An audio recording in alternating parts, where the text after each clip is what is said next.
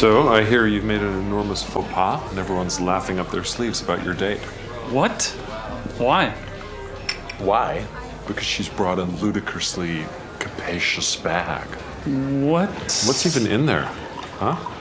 Flat shoes for the subway? Her lunch pail? I mean, Greg, it's monstrous. It's gargantuan. Didn't we love him in that role? Yeah, we did. That's Matthew Macfadyen with his Emmy-winning portrayal of the crude and very ambitious Tom Wambsgans on Succession. Now he's entering the Marvel Cinematic Universe in the highly anticipated film Deadpool and Wolverine. Have you heard of it? Yeah, you have. It comes out this Friday. Anthony, as in Mason, met with Macfadyen at the Ned Nomad in New York City. Pretty place to talk about the new movie and leaving Succession behind. Mr. Wilson, you appear to have soiled yourself while unconscious. I wasn't unconscious. Who are you? Why am I here? Walk with me. In the new Marvel film Deadpool and Wolverine, Matthew Macfadyen plays Mr. Paradox, the agent overseeing Ryan Reynolds' superhero, Deadpool. This is your chance to be a hero among heroes. It looks like a great part. It is a fun part, yeah. I was watching Ryan and Hugh Jackman team up on set was a hoot. Yeah. Yeah, I've got a bit of a man crush on those two. They're just great. I'm the Messiah. I am Marvel Jesus. It's playful, and given your last sort of prominent role, I was like, oh, this actually kind of works. Yeah, in the sort of corporate douchebag vein. How's he looking? Is he healthy? Macfadyen famously played corporate climber Tom Wambsgans Maybe syphilis. for 4 seasons on the HBO series Succession. Because you don't really hear much about syphilis these days. Very much the MySpace of STDs. It won him 2 Emmys and a Golden Globe. I'm very much in the sort of gun for hire school of acting. Oh, yeah. Yeah, like pick me, I'll have a go, you know. Yeah. Well, Bam was amazing. The 49-year-old British actor has been working steadily since he was accepted into drama school at 17, the youngest in his class at London's Royal Academy of Dramatic Art. So it was kind of thrilling and galvanizing to start. I would think it would have been intimidating, too. Yeah, quite scary. But I loved it. And even when I was fed up at drama school, and there were occasions when I really was fed up, I thought I'd rather be fed up here than anywhere else. Were you thinking of it as a career even then?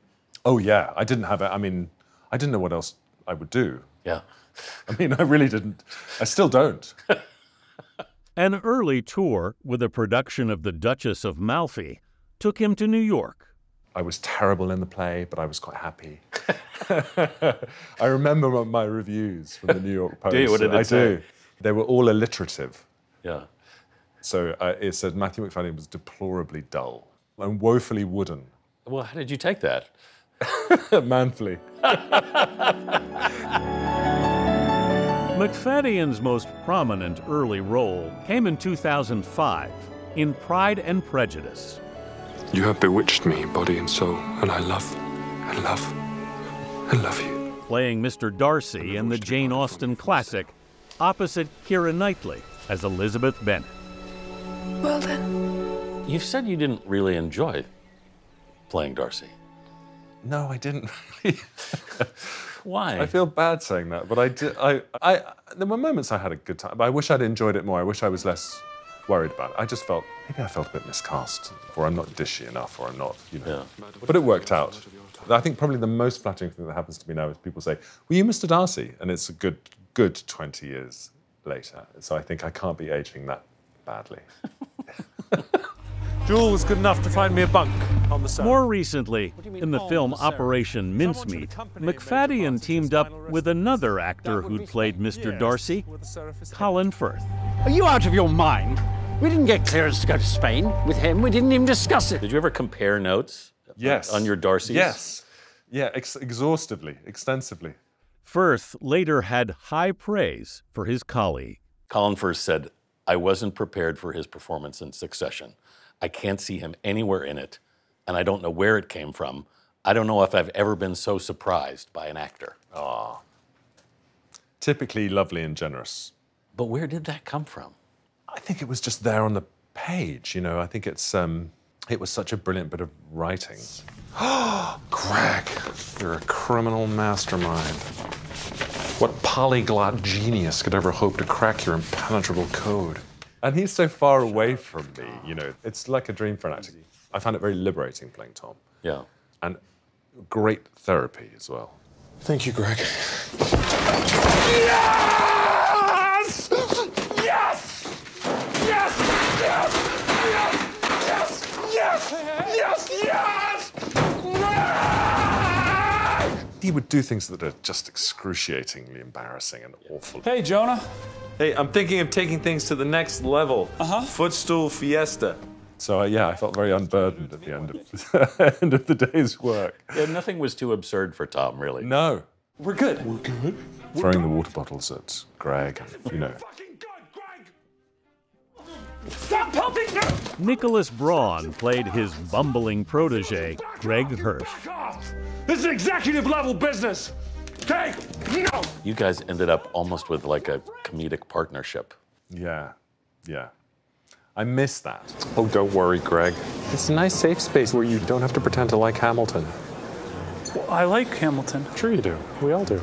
I mean, there's a sort of grief and relief at finishing a long show because you can't keep playing the same part forever. But I miss the people. I miss the company. Hey, Matthew, that smile one time. In May, Macfadyen attended the Met Gala with his wife, actress Keely Hawes. Fill me in. They met on the BBC spy drama, Spooks, back in 2002. I had great teachers, all right? You're not a teacher. You're an officer in the field. Yeah. Are you critical of each other's as performers? No, not really. I'm like, no notes.